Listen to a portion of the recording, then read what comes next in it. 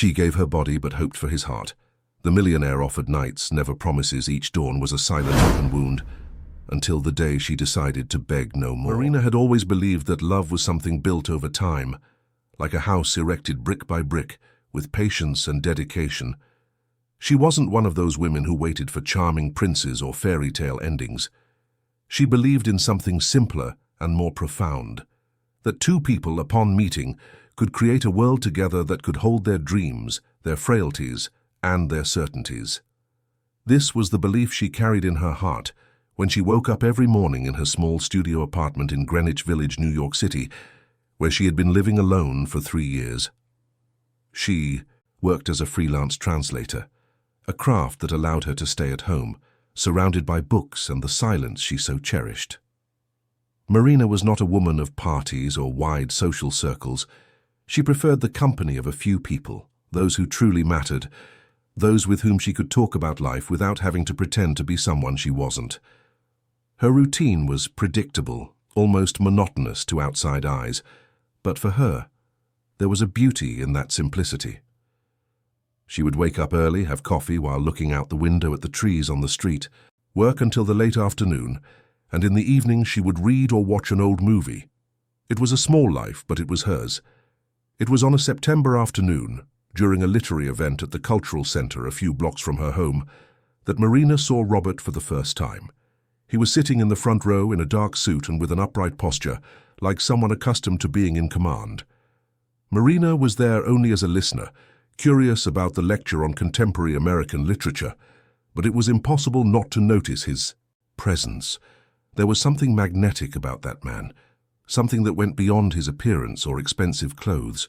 It was the way he looked at the speaker, attentive, absorbing every word, as if he truly cared about what was being said.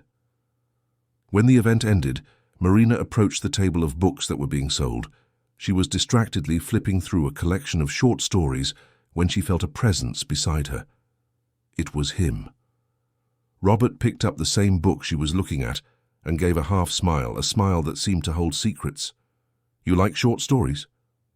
He asked without any formality, as if he had known her for years. Marina felt her heart race, but she maintained her composure. "Yes, I do," she replied, trying to sound natural. "They're short stories, but they often say more than entire novels." He nodded, as if in deep agreement. "Robert Cole," he said, extending his hand. Marina hesitated for a moment before accepting the handshake. "Marina Clark," she replied. His hand was firm, warm, and the touch lasted a second longer than necessary. They talked for a few minutes about literature, about American authors, about life in New York. Robert spoke with ease, with an enthusiasm that contrasted with the serious image he projected at first glance. Marina discovered that he was a businessman, the owner of a construction company involved in major projects in the city. He didn't boast about it, but it was impossible not to notice the quiet pride in his voice when he spoke about his work. Before they said goodbye, Robert asked for her number. "I'd like to continue this conversation another time," he said, with a look Marina couldn't quite interpret. She gave him her number, still unsure if it was just politeness or if there was something more. In the following days, Marina found herself thinking about him more often than she would like to admit. He was different from the men she knew. There was an intensity to him, a presence that filled the space around him. Robert sent a message 3 days later. Simple, direct. "Want to have dinner with me tomorrow?" Marina read the message several times before replying. Part of her wanted to say no, to stay safe in her routine, away from complications. But another part, a part she didn't know existed, wanted to say yes, and that's what she did. The dinner was at a discreet restaurant in the West Village, a charming place with low lights and live music. Robert arrived punctually, dressed more casually but still impeccably. During the meal, they talked about everything. He spoke of his childhood in rural Pennsylvania, about how he came to New York as a young man, determined to build something great. He talked about the challenges, the sleepless nights, the risks he took that, fortunately, paid off. Marina, in turn, told him about her passion for books, about how translation was a way to live many lives without leaving home. Robert listened to her with genuine attention, asking questions, wanting to understand who she really was. At the end of the night, when he dropped her off at home, there was a moment of silence in the car. Robert looked at her with an intensity Marina had never seen before. She felt he was going to kiss her, but he just held her hand and said, "I really enjoyed tonight, Marina. I hope we can do this again." She got out of the car with her heart racing, not fully understanding what she was feeling. The following weeks were a sequence of dates. Robert took her to places she had never been, sophisticated restaurants, art exhibitions, concerts. He had a whole world at his fingertips and seemed to want to share it all with her. Marina felt special, seen, as if someone had finally noticed she existed. Robert was attentive but also mysterious. He talked about his work, about his projects, but never about his personal life. He never mentioned family, close friends, or past relationships. It was as if he existed only in the present, in that space he created with her. It was on their 5th date that everything changed. Robert invited her to his apartment, a place he described as his refuge. Marina hesitated, but curiosity and the desire to be near him spoke louder. The apartment was on the Upper East Side, in a modern building with impeccable security. When she walked in, she was impressed. It was a spacious place, tastefully decorated, full of paintings and objects that seemed to have been chosen with care. There was a wine cellar, a library that took up an entire wall, and leather armchairs that seemed to embrace whoever sat in them. It was the kind of place you see in design magazines, but at the same time it felt cold, impersonal, as if no one really lived there. They drank wine, talked late into the night, and then, almost naturally, they kissed. It was an intense kiss, full of desire and an urgency that Marina hadn't expected to feel. She surrendered, letting the moment carry her away. That night, they made love for the first time. For Marina, it was more than just a physical act. It was a complete surrender, a way of saying without words that she trusted him, that she was willing to build something real. She believed that night was the beginning of a story they would write together, but when she woke up the next morning, Robert was already dressed, ready to leave. He kissed her forehead, said he had an important meeting, and that they would talk later. Marina was left alone in that huge apartment, trying to understand what had just happened. She waited for the call, the message, any sign that that night had meant something to him too. But the days passed, and Robert only contacted her a week later as if nothing had happened. Marina tried to ask about the distance, about the silence, but he skillfully changed the subject. He said he was busy, that work was intense, but that he was thinking of her. And then, when she least expected it, he would return, with that smile, with that look, and everything seemed to make sense again. She found herself trapped in a cycle she couldn't understand, but from which she also couldn't escape. The encounters repeated, always at his apartment, always at night, always intense, but always followed by a distance that left Marina increasingly confused. She began to notice a pattern. Robert appeared when he wanted, disappeared when it suited him, and never at any moment talked about the future. He didn't make plans. He didn't introduce her to anyone. He didn't invite her to events where other people would be present. Marina existed only within those 4 walls, within that space he completely controlled. She tried to talk about it a few times. "Robert, where is this going?" she asked once, after another night together. He was lying next to her, staring at the ceiling. He laughed as if the question were naive. "Marina, we're good like this, aren't we? Why complicate things?" She didn't know what to say. Part of her wanted to scream that no, it wasn't good, that she wanted more, that she deserved more. But another part, the part that was afraid of losing him, simply agreed and changed the subject. The weeks turned into months, and Marina found herself more and more involved with Robert, but also more and more alone. She knew everything about his apartment, about the paintings he collected, about the brand of wine he preferred, about the way he slept when he was too tired. But she knew nothing about his life outside that space. She didn't know who his friends were, if he had family, if he had ever loved someone before. Robert was a book with missing pages, and Marina was only reading the chapters he allowed. One night, after their 10th date, Marina was lying next to him, staring at the expensive, impersonal ceiling of the bedroom. She felt empty, as if she had given everything of herself and received nothing in return. "Robert," she whispered, "do you feel anything for me?" He turned to her with an expression she couldn't decipher. "Of course I do, Marina, you're special." But he didn't say what. He didn't say how. He didn't say he loved her. And Marina realized in that moment that perhaps he never would. She began to question herself. Was she being used? Did Robert see her as just a convenient companion, someone who was always available when he needed her? The doubt began to eat away at her, but she didn't have the courage to truly confront him. She was afraid of the answer. She was afraid that by demanding clarity, she would lose even what she had. The dates continued. The 11th, the 12th, the 13th. Each one left Marina a little more exhausted, a little more lost. She began to realize she was becoming a shadow of her former self. She stopped going out with the few friends she had. She stopped accepting jobs that required more dedication. Her life revolved around Robert, around when he would call, when he would want to see her. She was losing herself and she knew it, but she couldn't stop. It was on their 14th date that Marina had a revelation. They were at his apartment, as always, and Robert was on the phone talking about an important project. Marina was sitting on the sofa watching him, and suddenly she saw herself from the outside, as if she were a spectator of her own life.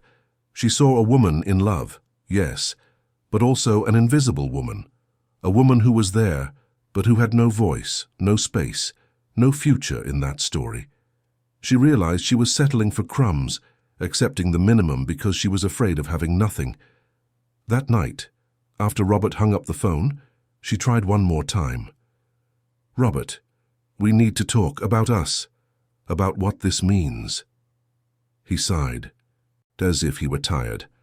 "Marina, you're overreacting. We're fine. Why do you need to put labels on everything?" She felt the tears welling up, but she held them back. "It's not about labels, Robert. It's about respect. It's about knowing where I stand in your life." He didn't answer. He just got up and went to the kitchen to get more wine. Marina was left there, alone on the sofa, understanding that her answer had already been given by his silence. The 15th night arrived. Marina went to Robert's apartment with no expectations. She already knew how it would end. He was affectionate, but in a mechanical way, as if he were following a script. They made love, but Marina felt no passion. She only felt a deep sadness, a mourning for what could have been and never was. Lying next to him, while Robert slept, she looked at the ceiling for the last time and understood.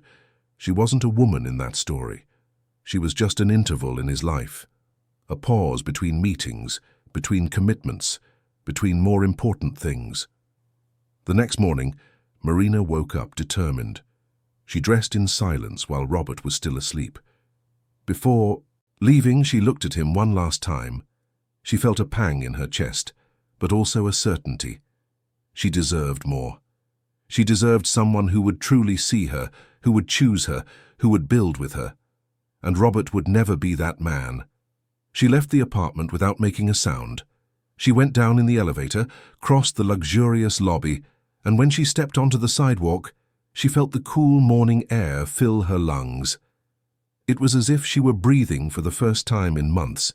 Marina didn't know what she would do, but she knew she wouldn't go back. Not to that apartment, not to that cycle, not to that small version of herself. In the following days, Robert tried to get in touch. He called several times. He sent messages. Marina read them all, but didn't reply to any. She needed that silence to find herself again, to heal the wounds she herself had allowed to open. It was difficult. There were nights when she almost gave in, almost called back, almost believed that maybe, this time, things could be different. But then she remembered the emptiness she felt next. To him, the loneliness that accompanied her even when they were together, and the urge would pass. Marina started writing. At first, it was just a way to organize her thoughts, to get out everything she was feeling. She wrote about the dates, about the unfulfilled promises, about the signs she ignored because she wanted to believe that love could transform everything. She wrote about the pain of being seen only in halves, of being desired but not loved, of being present but not chosen. And the more she wrote, the more she understood that this story wasn't just hers. It belonged to many women. Women who lost themselves trying to be enough for men who would never be ready to truly love them. She gathered 15 objects, small things she had kept from her dates with Robert, a dried flower he had given her on their second date, a shirt button that fell off on the sofa on the 4th night, a handwritten note with some random phrase he had said that she, naively, had kept as if it were a declaration, a bracelet that broke during a moment of intimacy, a wine cork from one of the many bottles they had shared. Each object was a memory, a fragment of a story that was never completed. Marina put everything in a box, and in the center she wrote a letter. It wasn't a letter of anger. It wasn't a letter of accusations. It was just the truth about what she felt, what she hoped for, what she never received. She wrote about the 15 nights, about how each one left her a little more empty, a little more distant from herself. And she ended by saying that she wasn't sending this box to hurt him, but to free herself, to close a chapter that needed to be closed. She discovered through a quick internet search that Robert was going to be honored at an important event, a ceremony where he would receive the Businessman of the Year award. Marina smiled ironically. Businessman of the Year, a successful man, admired, applauded, but she knew the other side, the side that used people and then discarded them, the side that had never learned to truly love. Marina sent the box to his office with instructions for it to be delivered on the day of the event. She didn't want revenge. She didn't want to destroy him. She just wanted him to know. For him to understand that actions have consequences, that people are not disposable, that even the most powerful man can lose something valuable when he treats love with carelessness. After sending the box, Marina felt a weight lift from her shoulders. She expected nothing in return. She didn't expect Robert to change or to come after her asking for forgiveness. She did it for herself, as a way to close that chapter and be able to start another. And so as the sun set over New York City, Marina looked out the window of her studio apartment and felt something she hadn't felt in a long time. Hope. Hope that better days would come, that she would find herself again, that one day she would find someone who loved her for real, someone who saw her whole and not just the parts that were convenient. Because Marina had learned something important. Self-love isn't selfishness, it's survival. And she, finally, was choosing to survive. The night of the event arrived like all the other important nights in Robert Cole's life, with pomp, impeccable organization, and the expectation of yet another public recognition. He was used to these moments. Over the last 10 years, he had built an empire in the construction industry, erecting buildings that changed the New York skyline, closing multi-million-dollar deals, and gracing the covers of business magazines. Robert knew how to behave in these environments. He knew how to smile at the right time, shake the right hands, and say the words people expected to hear. He was a man who had mastered the art of being admired. The event was held at a 5-star hotel near Park Avenue. The ballroom was filled with business leaders, politicians, journalists, and influential figures. Everyone was impeccably dressed, all there to celebrate the best of the year in various categories. Robert was to be honored as Businessman of the Year, a title he received with pride, but also with a certain indifference. After all, he had already achieved so much that another award seemed like just one more detail in his career. He arrived early, as always. He liked to be in control, to know exactly how things would unfold. He went straight to the dressing room reserved for the honorees, a spacious and well-decorated area, where he could prepare before going on stage. There were flowers, a bottle of chilled champagne, and a large mirror where he could adjust his suit. Everything was designed to make the honorees feel special. Robert was alone in the dressing room when the door opened and a hotel employee entered carrying a box. "Sorry to bother you, Mr. Cole," the young man said, "but this just arrived for you. They said it was urgent." Robert frowned. He wasn't expecting anything.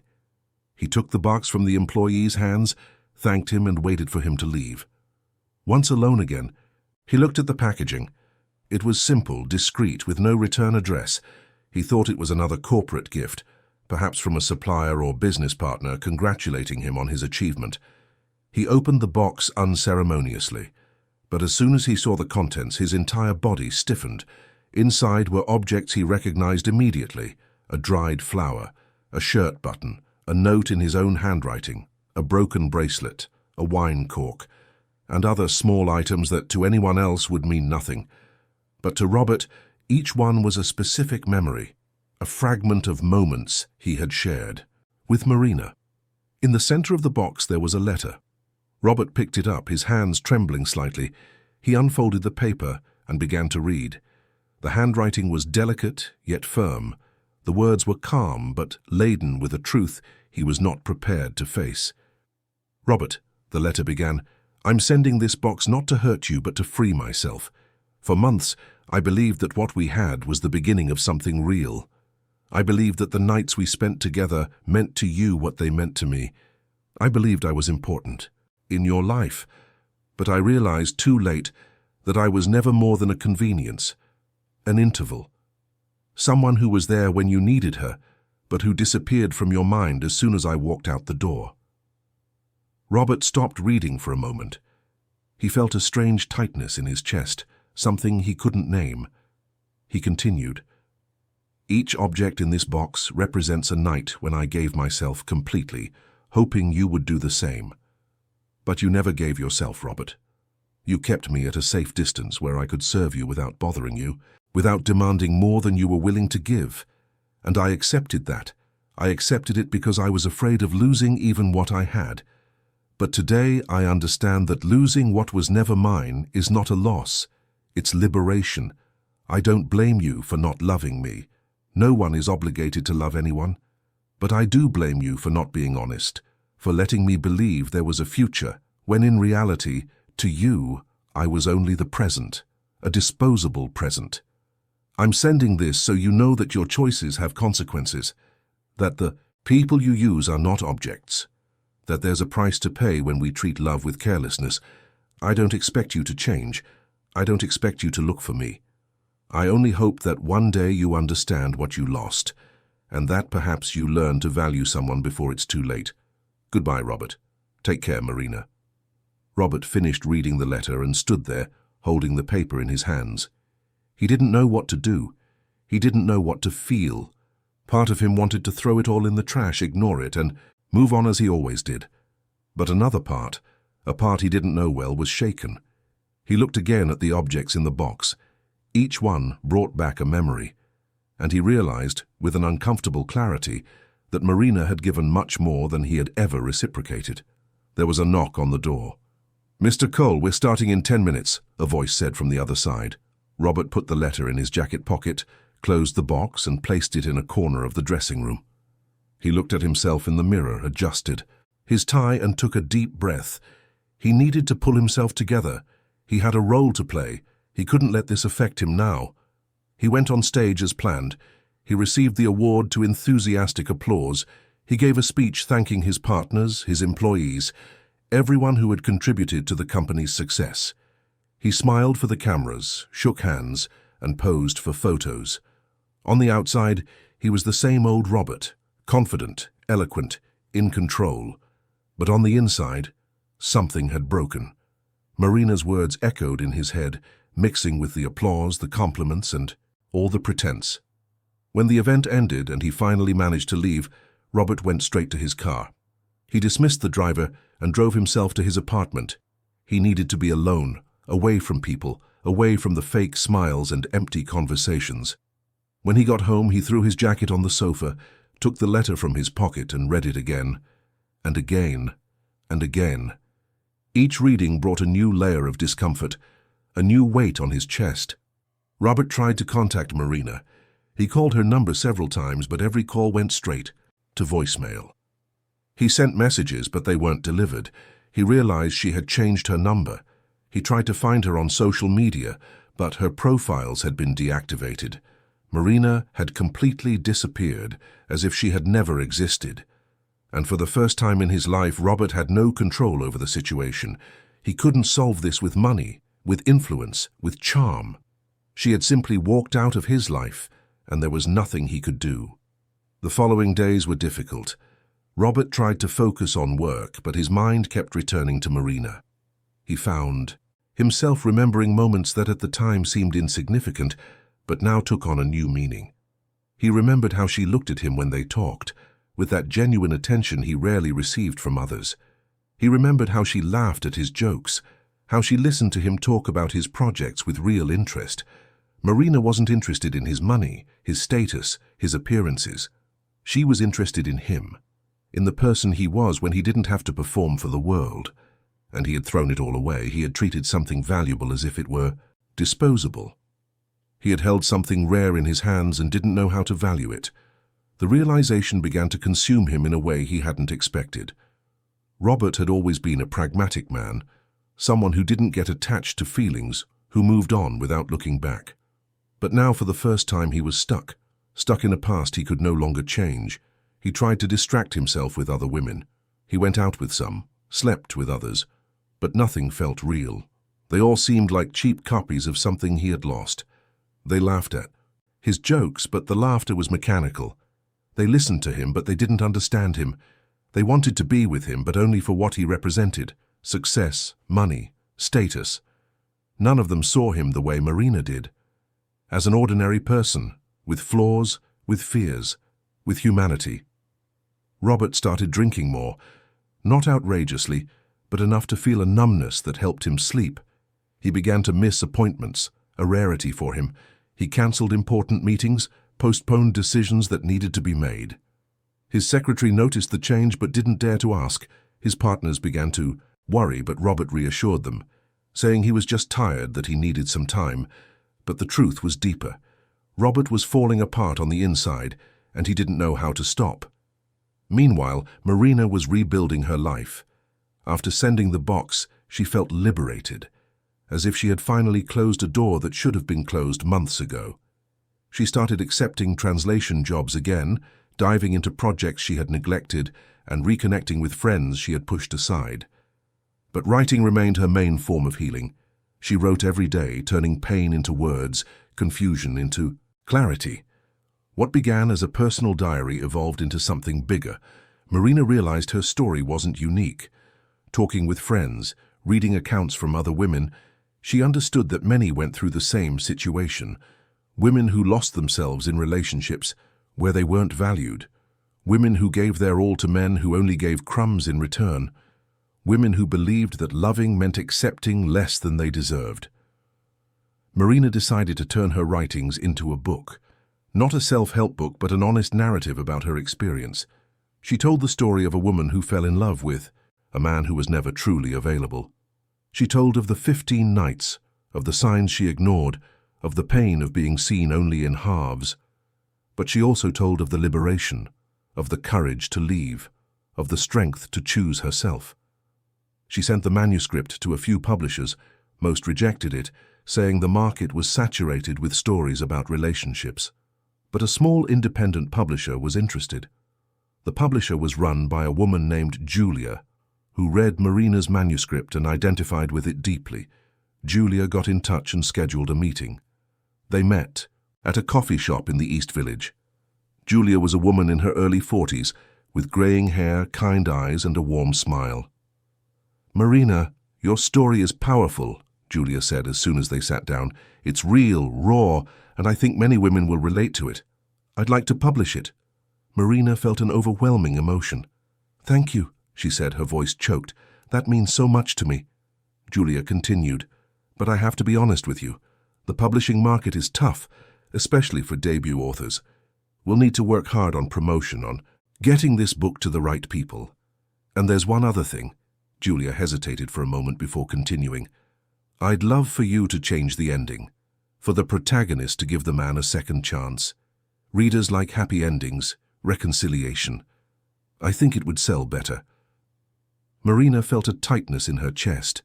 She looked at Julia and firmly replied, "Julia, I understand the commercial concern, but I can't change the ending. I don't want to teach women to go back to situations that hurt them. I don't want to romanticize pain. I want them to understand that it's okay to leave, to choose themselves, to not accept crumbs. If I change the ending, I would be betraying the most important message of the book. Julia was silent for a few seconds. Then she smiled. You're right. We'll keep the ending as it is. The book is yours, Marina. It needs to reflect your truth. In the following months, Marina worked with the publisher on editing and preparing the book. It was an intense but rewarding process. She reviewed every word, every sentence, making sure everything was exactly as she wanted it. When the book was finally released, Marina didn't expect a huge response. It was a small publisher with limited resources. But something unexpected happened. The book began to circulate among groups of women. Someone bought it, read it, and recommended it to friends. Those friends recommended it to others. The word of mouth spread slowly but steadily. Women began to send messages to Marina on social media, which she had reactivated just to promote her work. They told their own stories, thanked her for putting into words what they felt, and said the book had helped them make difficult decisions. Marina was invited to participate in discussion groups at libraries, cultural centers, and support groups. At first, she was afraid of public speaking, of exposing her story so directly. But when she saw the impact her words had, when she saw women crying, opening up, recognizing themselves in her narrative, she understood that this was bigger than her, that her pain had found a purpose. At one of these discussion groups, in a community center in Queens, Marina was talking about the process of writing the book when a woman raised her hand. She was about 30, her eyes red from crying. With a trembling voice, she said, "Your story saved me. I was in a similar relationship. I gave everything and got nothing back. I thought the problem was me, that I wasn't enough. But when I read your book, I understood that the problem wasn't me. It was him. And I left. And I'm starting over, and I wanted to thank you for that." Marina felt her eyes fill with tears. She stood up and hugged the woman. In that moment, she understood that all the pain, all the confusion, all the suffering had been worth it. Because now she wasn't just healing herself, she was helping other women heal too. While Marina flourished, Robert continued his downward trajectory. He was functioning on autopilot, doing the bare minimum to keep the business running, but without his usual fire. He wasn't sleeping well. He would wake up in the middle of the night thinking about Marina, about the things he could have done differently, about the opportunities he missed. He tried to convince himself it was just wounded pride, that it would soon pass. But it didn't pass. On the contrary, it only got worse. He tried to find her. He hired a private investigator to locate her. But when the man returned with the information, Robert didn't know what to do with it.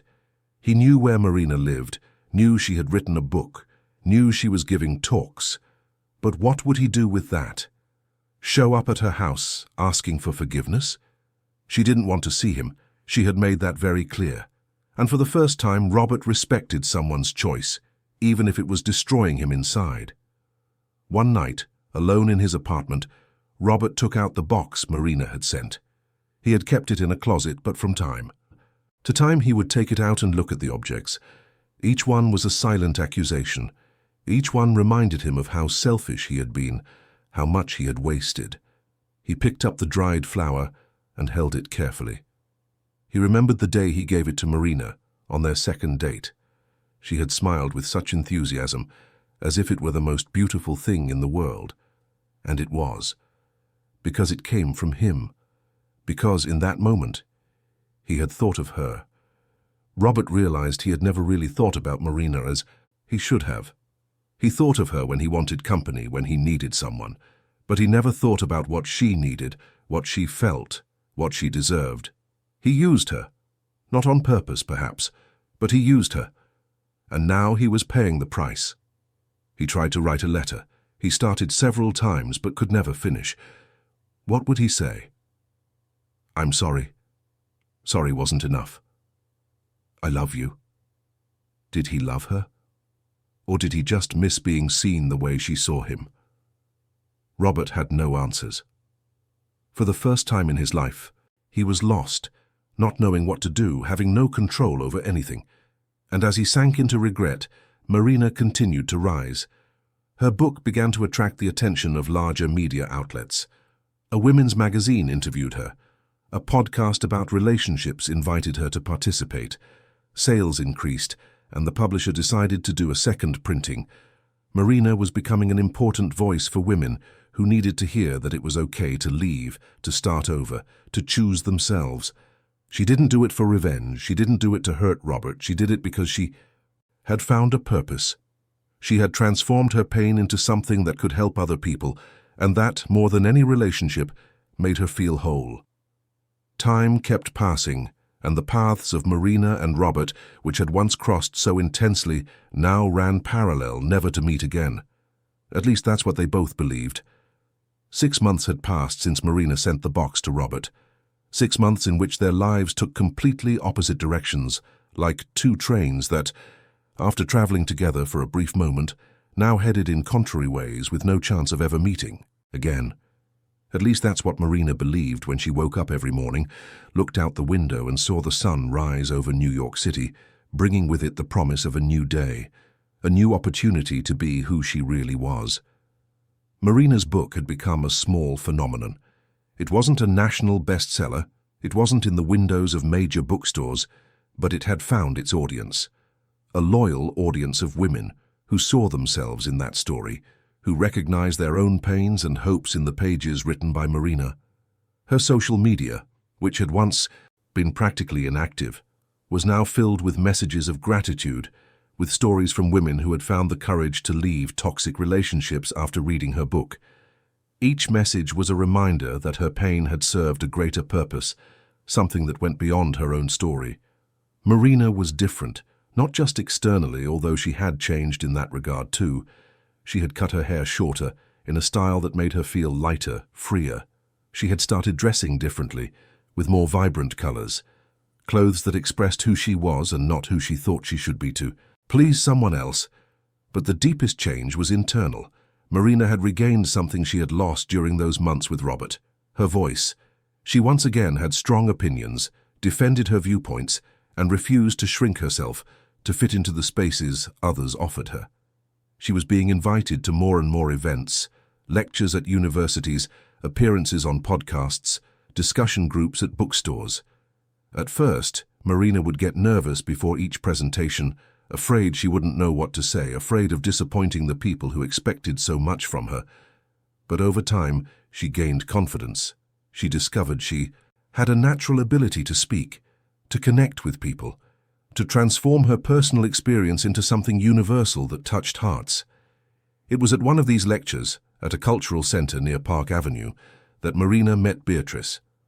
Beatrice was a woman in her early 50s, a therapist specializing in abusive relationships, who attended Marina's talk and was deeply moved. After the event, she approached Marina and asked to talk. They went to a nearby cafe and spent hours talking about relationships, about repeating patterns, about how women are taught from a young age to nullify themselves in the name of love. Beatrice made a proposal. "Marina, I work with support groups for women who are leaving difficult relationships. Your book has helped many of them. I'd like to invite you to participate in some of our sessions, not as a speaker, but as someone who can share her experience more intimately, more closely. I think your presence could make a huge difference." Marina accepted without hesitation. In the following weeks, she began attending the support groups coordinated by Beatrice. They were weekly meetings in a cozy room at a clinic on the Upper West Side, where about 10 to 15 women gathered to talk about their experiences, their pains, their attempts at rebuilding. Marina listened to each story attentively, recognizing parts of her own journey in each one, and when she shared her experience, she did so without judgment, without ready-made recipes, just offering her truth as a mirror where other women could see themselves reflected. It was in one of these sessions that Marina heard Caroline's story. Caroline was 28, a lawyer, and had been in a 5-year relationship with a man who treated her very much like Robert had treated Marina. He sought her out when it was convenient, never acknowledged the relationship publicly, never spoke of the future, but always came back with empty promises that Caroline, desperate to believe, accepted. As Caroline spoke, Marina saw herself from months ago. She saw the same anguish, the same vain hope, the same difficulty in leaving a situation that was clearly hurting her. When Caroline finished speaking, she was crying. "I know I should leave," she said between sobs. "I know he'll never change. But I'm so afraid of being alone. I'm afraid I'll never find anyone else. I'm afraid that if I leave, he'll find someone else and give her everything he never gave me, and that will mean the problem was always me." Marina held Caroline's hand. She understood every word, every fear, every doubt, and then, with a firm but gentle voice, she replied, "Caroline, I understand your fear. I felt the exact same way. But I need to tell you something I learned the hard way. Loneliness with another person is much worse than being alone by yourself. When you're alone, at least you can be whole. You can be yourself without having to shrink, without having to beg for crumbs of affection. And about him finding someone else and giving her what he never gave you, that won't mean the problem was you. It will just mean he wasn't ready when he was with you. And that's not your fault." Marina's words echoed through the room. Other women nodded in agreement. Some were crying. Caroline squeezed Marina's hand and for the first time in a long time seemed to find a bit of peace. In that moment, Marina understood that this was her purpose, not just to write about her experience, but to be present for other women who needed to hear that they were not alone, that they were not crazy, that they deserved more. While Marina flourished in her new role, Robert continued his silent fall. He was still the successful businessman in the eyes of the world. His projects continued. His company remained profitable. His name was still respected. But inside, Robert was empty. He operated on autopilot, going from meeting to meeting, signing contracts, making decisions, but feeling nothing. It was as if a part of him had shut down on the night he received Marina's box. He tried several times to go back to being who he was before. He tried going out with friends, frequenting the places he used to, getting involved with other women. But nothing worked. The conversations seemed empty. The places seemed dull. The women all seemed the same.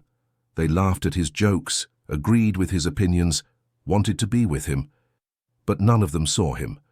None of them cared about who he really was. And Robert, for the first time, realized how much that mattered. He started seeing a therapist. It was a suggestion from his closest partner, Michael, who had noticed the changes in Robert and was concerned. "Robert, you're not okay," Michael said during a lunch. "I don't know what happened, but you're different, distant. I think you should talk to someone." Robert resisted at first. Therapy was for weak people, for people who couldn't solve their own problems. At least that's what he had always believed. But after weeks of sleepless nights, of waking up with a tightness in his chest, of a constant feeling of emptiness, he decided to try. The therapist was a woman named Helen in her 60s, with a piercing but welcoming gaze. In the first session, Robert tried to maintain his facade. He talked about work stress, the pressure of running a large company, how he sometimes felt tired. Helen listened in silence. When he finished, she asked a simple question. "Robert, why are you really here?" The question caught Robert by surprise. He was silent for a long moment, and then, for the first time in months, he allowed himself to be honest. "I lost someone," he said. His voice choked. "Someone important, and it was my fault. I treated her badly, and now she's gone, and I don't know how to deal with it." Helen nodded. "Tell me about her," and Robert told her. He told her about Marina, about how they met, about the dates, about how he never allowed himself to truly commit. He told her about the box, the letter, how those words haunted him every night. He told her about his inability to move on, about how everything seemed meaningless since she left his life. Helen asked pointed questions, but mostly she listened. At the end of the session, she said something Robert didn't expect.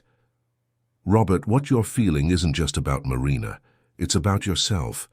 You're facing, for the first time in your life, a situation where your actions have had real emotional consequences.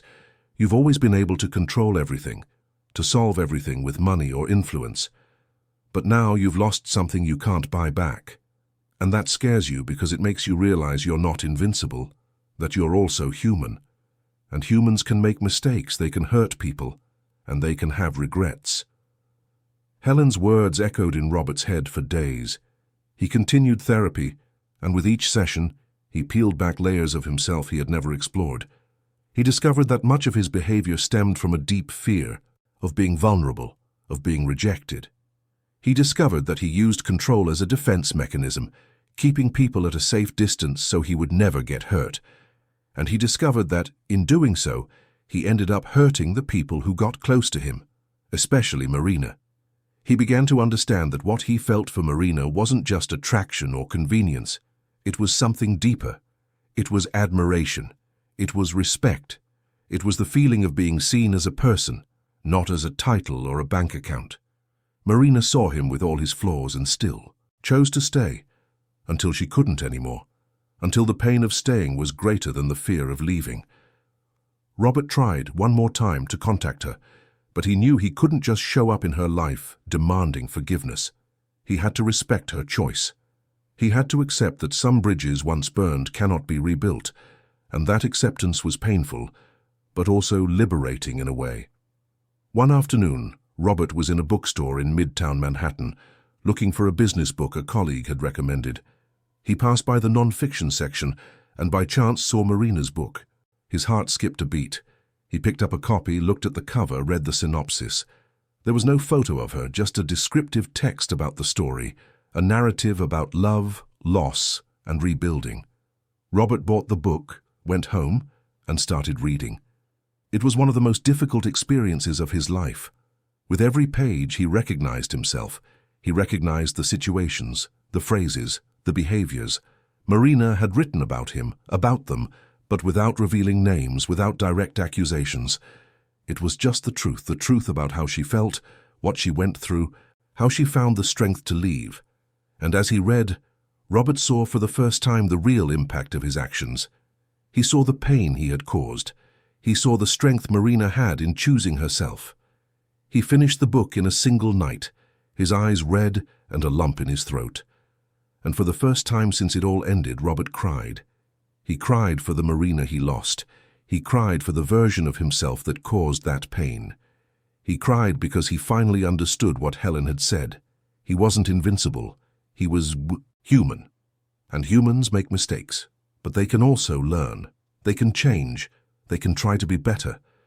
In the following days, Robert researched the events where Marina was participating. He discovered she would be a speaker at a major event on female empowerment, scheduled to take place in 2 weeks at a convention center in downtown New York. The event was open to the public. Robert bought a ticket.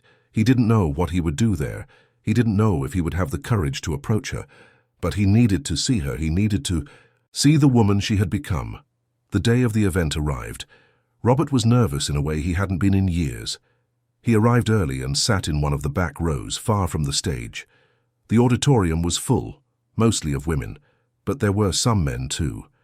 Everyone was there to hear lectures on healthy relationships, self-esteem, and rebuilding. Marina was the last speaker of the day. When it was her turn, Robert felt his heart race. Marina walked onto the stage with a confidence he had never seen in her before. She looked beautiful, but it wasn't just her physical appearance. It was the way she moved, the way she looked at the audience, the way she smiled. There was a light in her that Robert didn't remember seeing when they were together, or maybe he had never paid enough attention. Marina began to speak. Her voice was firm, clear, engaging. She told her story without revealing specific details that could identify Robert, but with an emotional honesty that touched everyone in the audience. She spoke about how she lost herself in a relationship where she wasn't valued. She spoke about the signs she ignored. She spoke about the pain of waking up one day and realizing she had become a shadow of her former self. And she spoke about the courage it took to leave. "I didn't leave because I stopped loving him," Marina said, her voice filled with emotion. "I left because I started loving myself, and I understood that loving myself meant not accepting less than I deserved.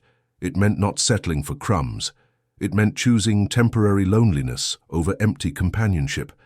It was the hardest decision I've ever made, but it was also the most important." Robert sat, paralyzed, listening to every word. And with each sentence he understood more deeply what he had lost. It wasn't just Marina. It was the opportunity to have something real, something profound, something that could have transformed his life. And he had thrown it all away out of fear, out of selfishness, out of not being ready to truly commit. When Marina finished her speech, the auditorium erupted in applause. Many women were crying. Some stood up. Marina thanked them, stepped down from the stage, and was surrounded by people wanting to talk to her, hug her, thank her. Robert remained seated, watching from a distance. He didn't have the right to approach her, not after everything, but then, for a brief moment, Marina's eyes scanned the audience, and she saw him. Their gazes met for a second that felt like an eternity. Robert saw in her eyes a mix of surprise, recognition, but also something he couldn't interpret. It wasn't anger, it wasn't sadness, it was just acceptance. Marina looked away and continued talking to the people around her. Robert left the auditorium before the event ended. He didn't trust himself not to try to approach her, and he knew he shouldn't. Not not like that. When he got to his car, he sat in silence for a long time. He had seen the woman Marina had become, and she was incredible, strong, confident, luminous. And all of this without him, maybe even because she was no longer with him. For the first time, Robert understood that loving someone doesn't mean possessing them. It means wanting them to be happy, even if that happiness doesn't include you. And Marina was happy. She had found a purpose, a voice, a place in the world. And he had to accept that this place was not beside him. In the following days, Robert continued his routine, but something had changed.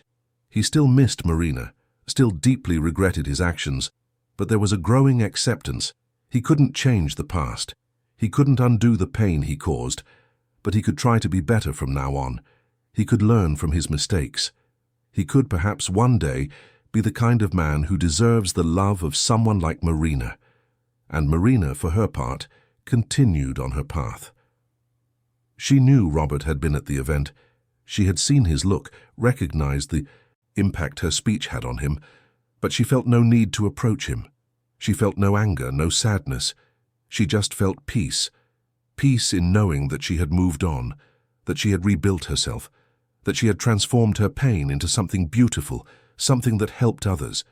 She was whole, and for the first time in a long time she was happy, a happiness that came from within, that didn't depend on anyone else. And that, for Marina, was more valuable than any relationship could have been. The months following the event were a time of quiet, transformation for Robert. He had seen Marina on that stage, radiant, complete, being exactly who she was meant to be. And that image was etched in his mind as a constant reminder of everything he had lost, and more importantly, everything he never knew how to value. But instead of sinking further into regret, Robert decided to do something different. He decided to change, not for Marina, because he knew she wouldn't come back, but for himself, because he needed to learn to be a better person, someone capable of truly loving and being loved. His therapy with Helen continued, now twice a week. Robert was committed to the process of self-discovery. He talked about his childhood, about his absent father who only valued results and material achievements, about his mother who loved him but could never express affection clearly. He talked about how he grew up believing that financial success was the only thing that mattered, that having power and control was synonymous with security, and how this belief had shaped all his relationships, turning him into someone who kept people at a distance, using them when convenient but never allowing himself to be truly intimate. Helen helped him understand that vulnerability was not weakness, that opening up to someone, letting them see his flaws and fears, didn't make him less of a man or less strong. On the contrary, it took far more courage to be vulnerable than to maintain the facade of invincibility he had built over the years. Robert was slowly learning to dismantle these defenses. He also began to change his routine. He started working fewer hours, delegating more responsibilities to his team. He realized he didn't need to control every detail of every project. He discovered he could trust the people around him. He started doing things he had never done before: morning walks in Central Park, painting classes at a studio in Greenwich Village, reading books that had nothing to do with business. He was trying to reconnect with parts of himself he had long abandoned. One day, during a therapy session, Helen asked if Robert had ever considered apologizing to Marina. Not necessarily to get back together, but simply to take responsibility for his mistakes. Robert fell silent. He thought of the letter Marina had left in the box, of her words saying she didn't expect him to change, that she didn't expect him to seek her out. Would she want to hear from him? Would an apology after so much time make a difference? He spent weeks thinking about it. He wrote several drafts of a letter, but always threw them away. Nothing seemed sufficient. No words could express the weight of the regret he felt. Until on a rainy autumn afternoon, Robert finally wrote something that felt true. The letter wasn't long. It didn't try to justify his actions or minimize the pain he caused. It was just an honest confession. He talked about how selfish he had been, how he used the fear of vulnerability as an excuse to hurt someone who only wanted to love him.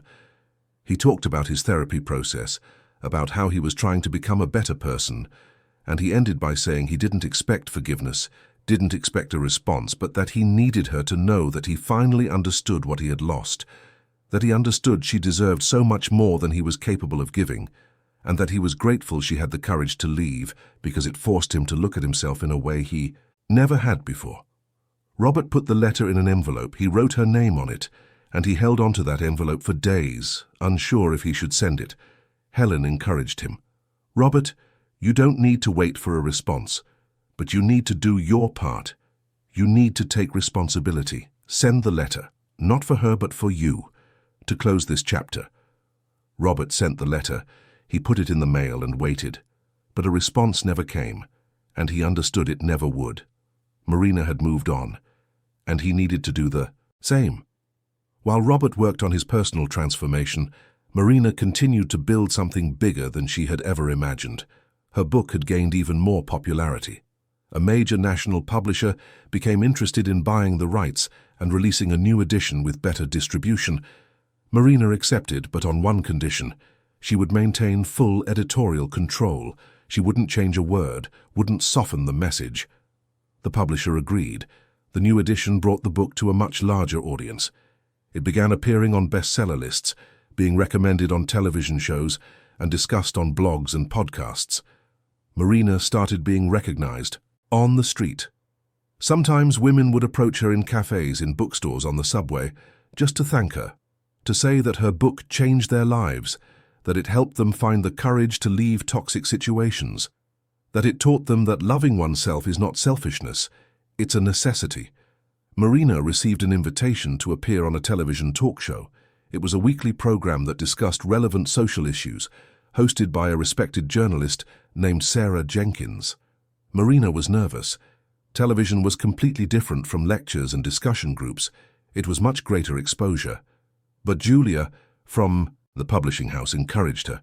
"Marina, you have an important message. You need to reach as many people as possible, and this show will give you that opportunity." Marina accepted. On the day of the taping, she was shaking. But when the cameras started rolling and Sarah asked the first question, something shifted. Marina remembered why she was doing this. It wasn't about her.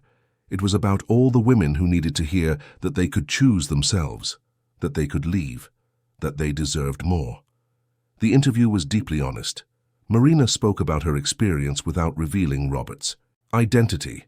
She talked about the patterns many women accept in relationships, about how love is sometimes confused with sacrifice, about how important it is to recognize when something is no longer healthy. Sarah asked tough questions, and Marina answered with vulnerability and wisdom. The response was enormous.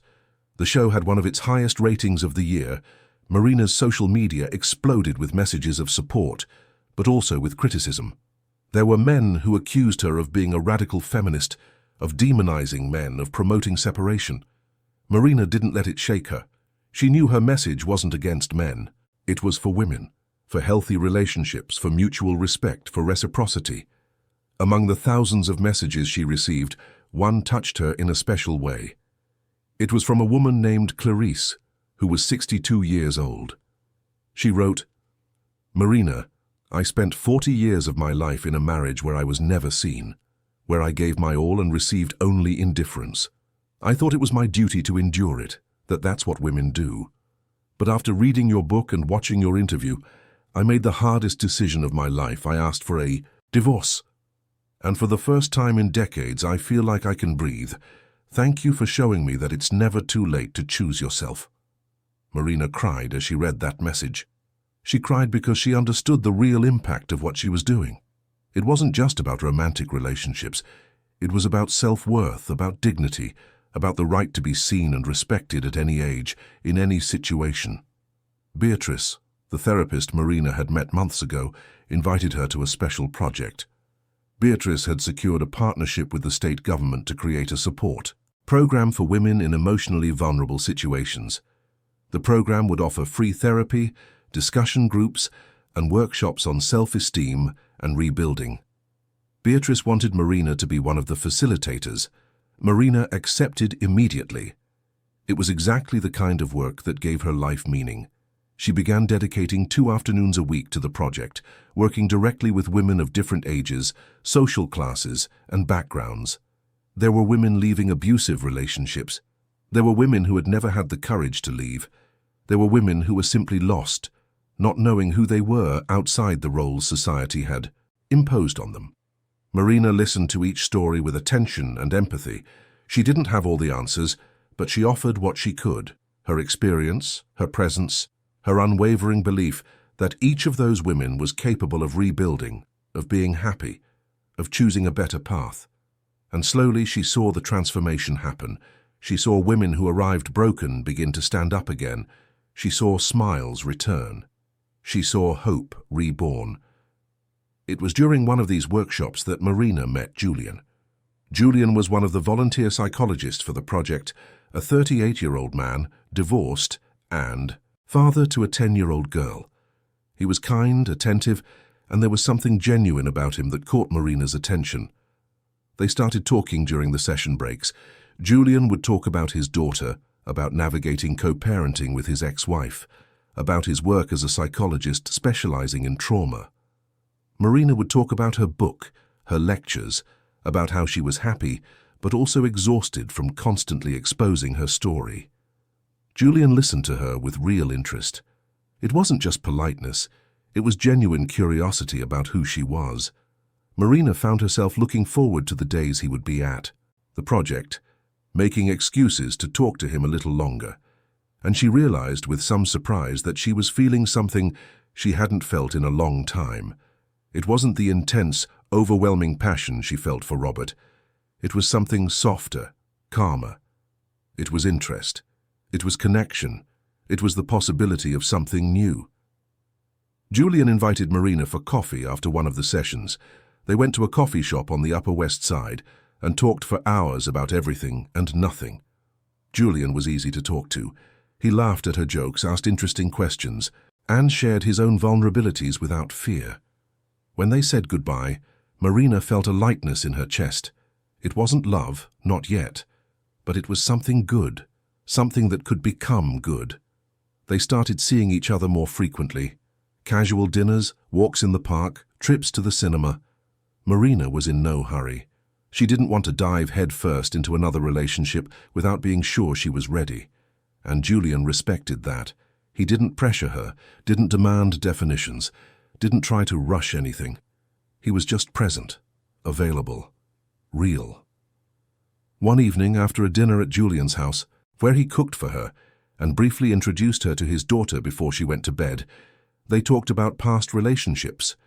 Julian spoke about his marriage that didn't work out, about how he and his ex-wife had simply grown in different directions. There was no betrayal, no deep resentment, just the realization that they were no longer compatible, and they had decided, maturely, to end the marriage and maintain a healthy relationship for their daughter's sake. Marina told him about Robert. It was the first time she had told the full story to someone who wasn't a therapist or part of the book-writing process. Julian listened without interrupting, without judging. When she finished, he simply said, "You were very brave, Marina. Brave not just for leaving, but for turning that pain into something that is helping so many people. That's rare. You're rare." Marina felt her eyes well up with tears. They weren't tears of sadness.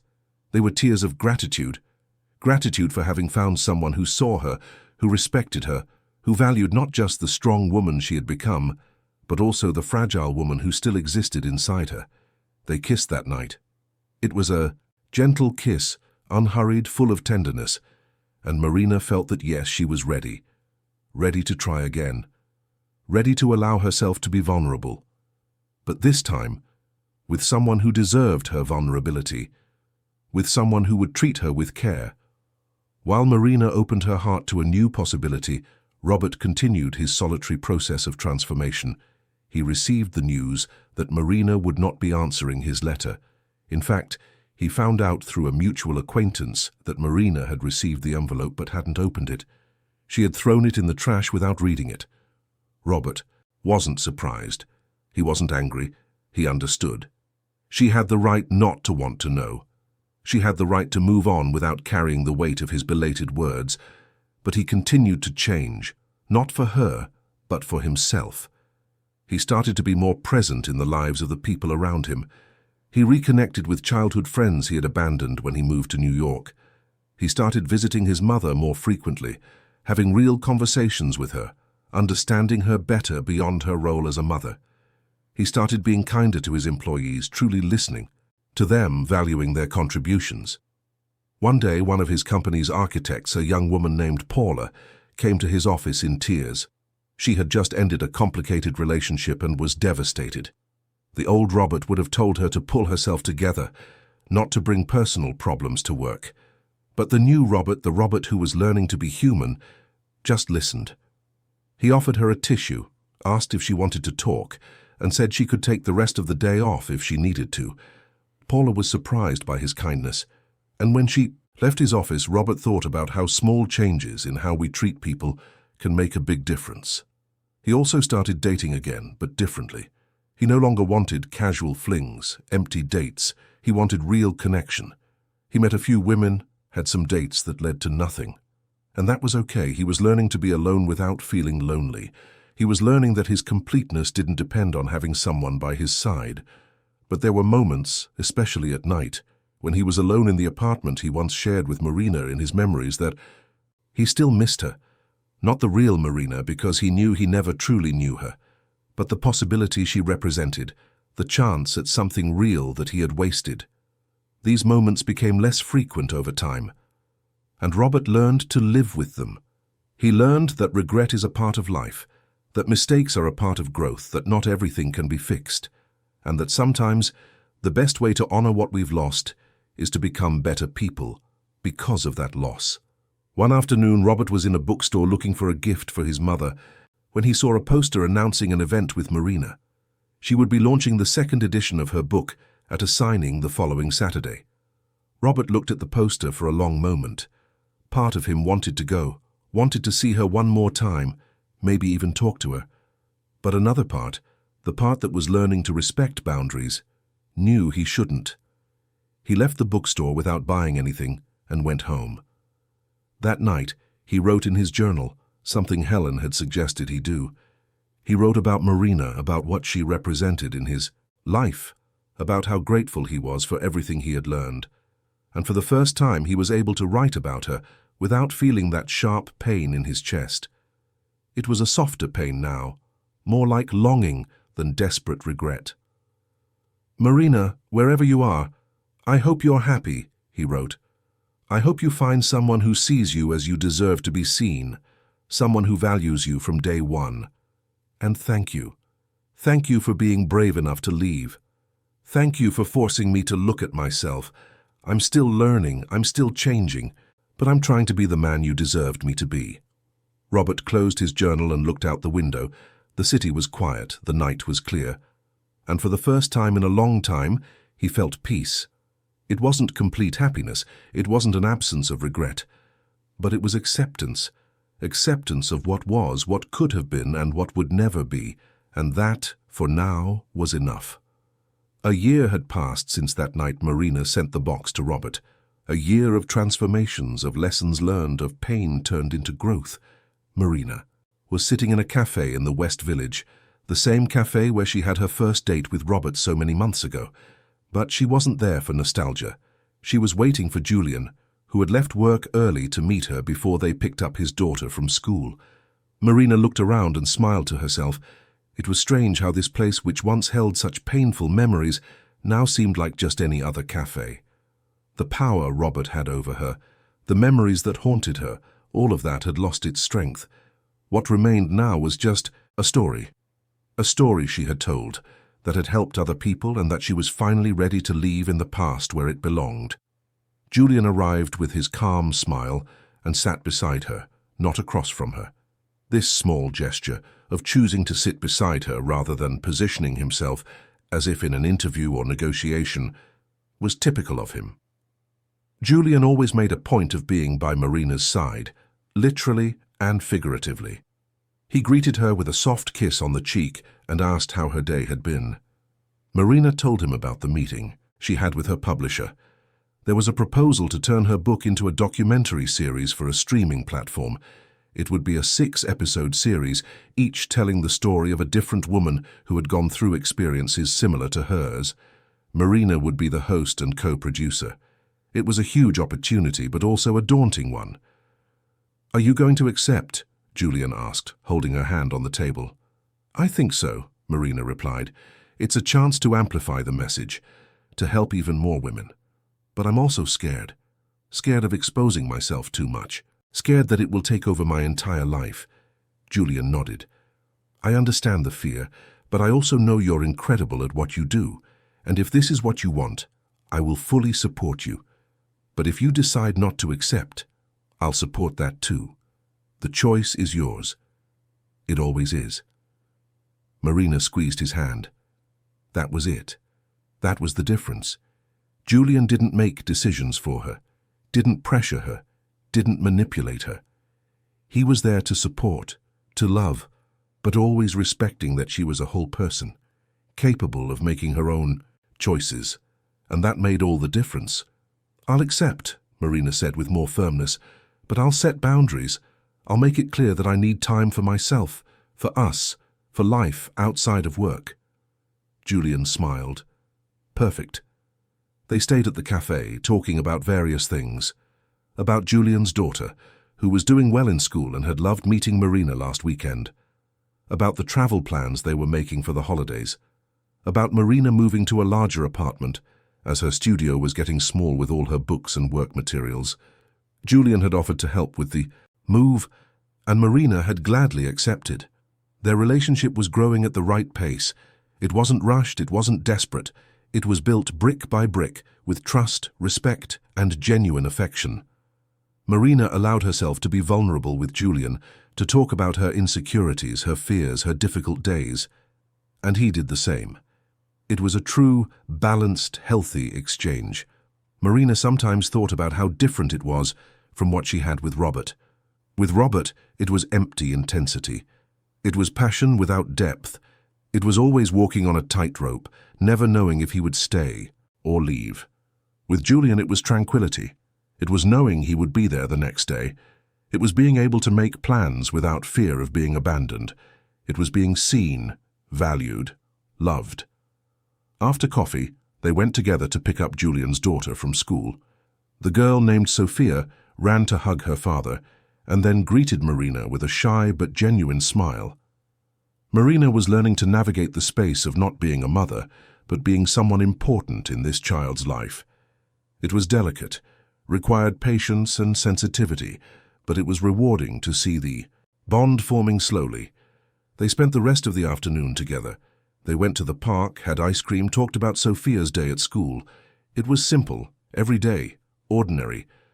But for Marina, who had spent so much time in dramatic and complicated relationships, that simplicity was revolutionary. It was proof that love didn't have to hurt, that healthy relationships existed, that she deserved this. That night, after dropping off Julian and Sophia, Marina went home and opened her laptop. She had decided to write a new piece, no longer about Robert, but about new beginnings, about how it's possible to love again after being hurt, about how it's possible to trust again after being betrayed, about how it's possible to believe in love again after losing faith in it. The words flowed easily. Marina no longer wrote with pain. She wrote with hope, with wisdom, with gratitude for the path she had traveled. She finished the piece and published it on her personal blog, which she had created to share reflections beyond her book. Within a few hours, the post had hundreds of comments from women thanking her, sharing their own stories of new beginnings, celebrating the possibility of being happy again. While Marina thrived in her new life, Robert also continued on his path. He had made significant progress in therapy. Helen had helped him deconstruct many of the patterns that prevented him from truly connecting with people. Robert now understood that his fear of vulnerability came from a deep place, related to how he was raised, the expectations he always had to meet, the image of success at all costs that he had internalized. He had started dating a woman named Andrea, whom he met at a charity event. Andrea was a doctor, 40 years old, divorced, with 2 teenage children. She was intelligent, independent, and had no interest in emotional games. Andrea made it clear from the beginning what she expected from a relationship: honesty, presence, commitment. And Robert, for the first time, was willing to offer all of that. The relationship with Andrea was different from anything he had experienced before. It was more mature, more conscious. There were challenges, of course. Her children were teenagers going through a difficult phase, and Robert was learning to deal with the reality of being in a relationship with someone who had a complex life, with responsibilities and histories that didn't include him, but he was committed, he was present, he was truly trying. Helen had commented in one of their recent sessions on how different Robert was. "You're no longer trying to control everything," she said. "You're allowing things to be what they are. You're being vulnerable. You're learning to truly love." Robert agreed. "It's strange, Helen. Sometimes I still feel the urge to go back to my old patterns, to pull away when things get tough. But then I remember Marina, what I lost, and I remember that I don't want to make the same mistakes." "And what about Marina?" Helen asked. "Do you still think about her?" "I do," Robert replied, "but not in the same way. Before it was obsession, regret, a desire to turn back time. Now it's just a memory, an important memory that taught me a lot, but it's in the past. I wish her happiness, and I hope she has found someone who truly values her." "Have you forgiven her?" Helen asked. Robert thought for a moment. "I've forgiven myself. I understood that I made mistakes, but that I'm capable of learning, of changing, and I think that's more important than forgiveness. It's growth." Helen smiled. "You've come a long way, Robert." One afternoon, Robert was in a bookstore buying a gift for Andrea when he saw the announcement for the documentary Marina was going to host. There was a large poster at the entrance of the bookstore with her photo, smiling, confident, radiant. The title was Reconstruction. Robert stopped and looked at the image for a long moment. He felt a tightness in his chest, but it was no longer pain. It was a mixture of nostalgia and pride. Pride in seeing that she had managed to turn all, to have that into something so important. He took a picture of the poster with his phone and that night showed it to Andrea. "Andrea, I need to tell you a story," he said. And he told her. He told her about Marina, about how selfish he had been, about the box, the letter, about the whole transformation process that followed. Andrea listened in silence, holding his hand. When he finished, Andrea said, "Robert, I know you're not that man anymore. I see how you're trying to be different, and I value that. But I need to know, do you still have feelings for her?" Robert took a deep breath. "I have gratitude, I have respect, I have admiration for what she's become. But I have no desire to go back, no hope of winning her back, what we had ended a long time ago. And that's okay. I'm here, with you, because this is where I want to be." Andrea nodded, seemingly satisfied with his answer. "Thank you for being honest." The months continued to pass. Marina accepted the documentary project and began the production process.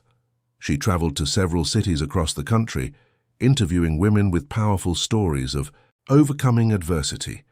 Each story touched her deeply. There was Mariana from Charleston, who left an abusive marriage after 20 years. There was Renata from Austin, who discovered her own strength after a devastating breakup. There was Camilla from Denver, who rebuilt her life at 50, proving it's never too late to start over. Each episode was a celebration of female resilience, of the ability to rise again even after the worst falls. Marina didn't appear as an expert or someone with all the answers. She appeared as a woman who had also been through it, who understood the pain, but who had found a way out. And that made everything more authentic, more real. When the documentary was released, the impact was immediate and massive. Millions of people watched it in the first few days. Social media exploded with discussions about healthy relationships, about recognizing warning signs, about the importance of self-love. Marina was invited for interviews on major talk shows, for debates at universities, for conversations with support groups across the country. She was at the peak of her career, but she was also tired. The exposure was immense, and sometimes Marina felt she was giving more of herself than she could replenish. It was Julian who noticed and suggested she take a break. "Marina, you need to rest. You need to take care of yourself. You're helping so many people, but you can't forget to help yourself too." Marina agreed. She took 2 full weeks of vacation. She logged off social media, delegated commitments, and traveled with Julian and Sophia to a beach in the Hamptons. It was 2 weeks of simplicity, of waking up with no obligations, of walking barefoot on the sand, of reading books with no deadline, of playing with Sophia on the beach, of having long conversations with Julian about life, about dreams, about the future. One night, sitting on the porch of the house they had rented, listening to the sound of the waves, Marina had a revelation. She was happy, genuinely, deeply happy. Not because she had professional success, not because she was helping people, although that was important, but because she had found peace. Peace with herself, peace with her past, peace with her choices. Julian sat next to her and wrapped his arm around her shoulders. "What are you thinking about?" he asked. "I'm thinking about how strange life is," Marina replied. "A year ago I was broken. I thought I would never be able to trust anyone again. I thought that pain would never go away. And now, look where I am. I'm happy. I'm whole. I'm loved." "You deserve all of it," Julian said, kissing the top of her head. "And so much more." Marina snuggled into him. "Thank you for being here, for respecting me, for loving me the right way." "Always," Julian replied. While Marina enjoyed her peace, Robert was also finding his. His relationship with Andrea was going well. They had decided to move in, together, a big decision that Robert wouldn't have made a few years ago. But now he was ready for commitment, ready to build something real. Andrea's children were gradually accepting Robert. It wasn't easy. Teenagers are rarely receptive to new father figures, but Robert was being patient, respectful, giving them space when needed and being present when allowed. He was learning that family relationships are built with time, not with money or grand gestures.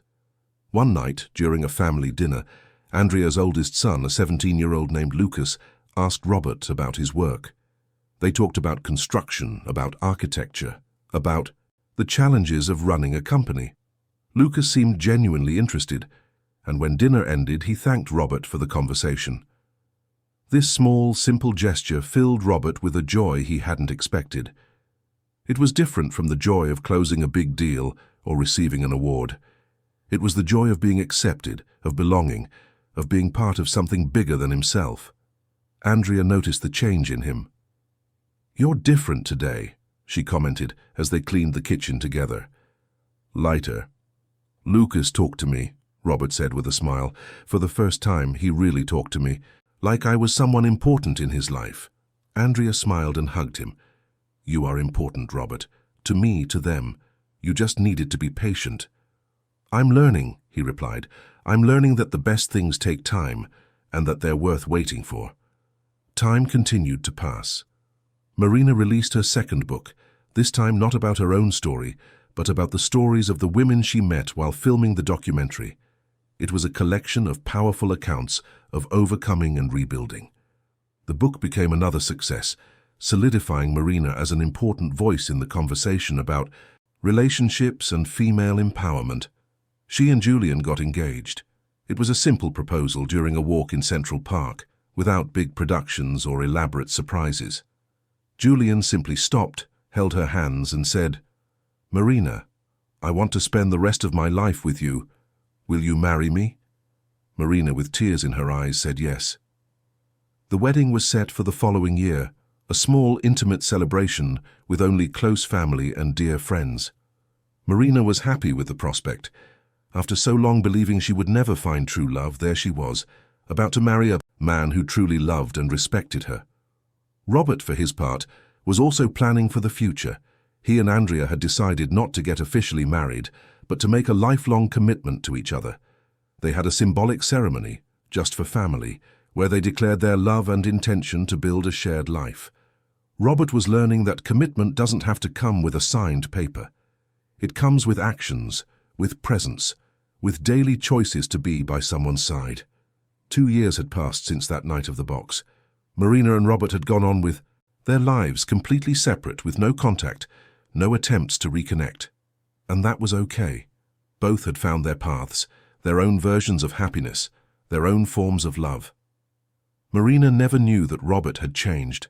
She never knew about the therapy, about his efforts to become better. And she didn't need to know. That wasn't about her, it was about him. Just as her transformation wasn't about revenge or proving something to Robert, it was about herself, about finding herself again, about rebuilding.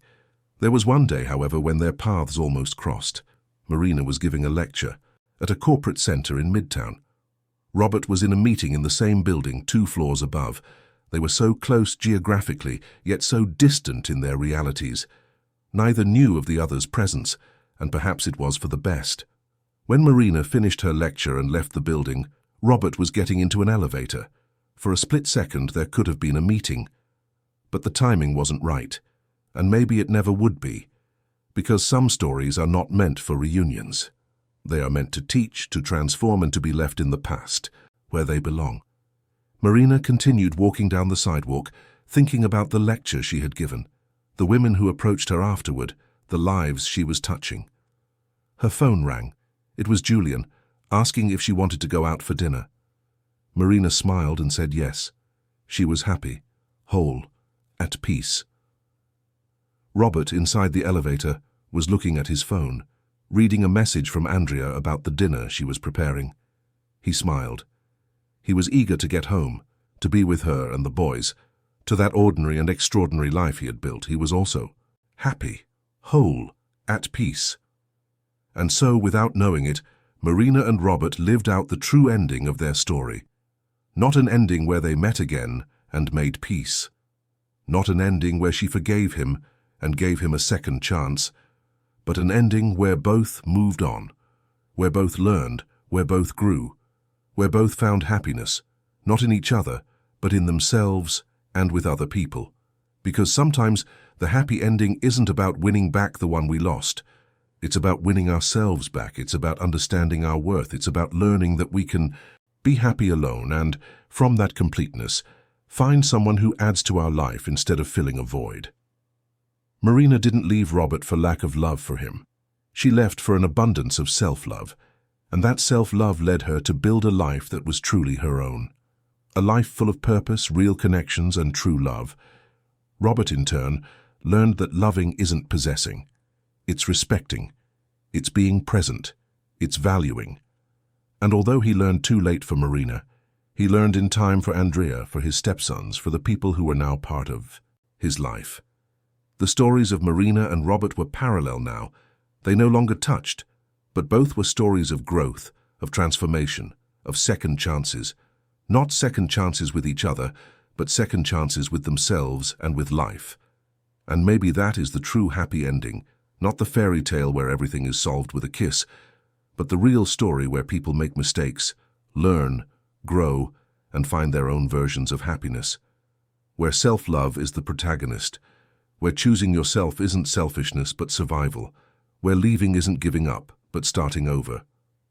Marina looked at the new York sky, now tinged with orange by the late afternoon sun, and felt gratitude. Gratitude for the pain that made her stronger. Gratitude for the courage she found. Gratitude for the life she built.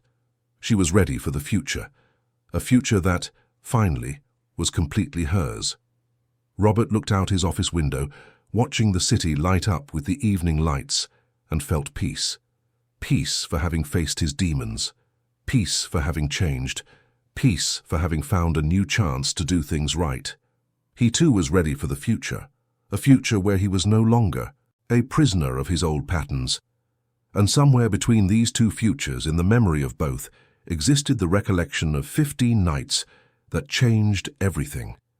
Nights that taught them that true love doesn't hurt, that healthy relationships exist, that we deserve to be seen, valued, chosen, and that when that doesn't happen, we have the right and even the obligation to choose ourselves.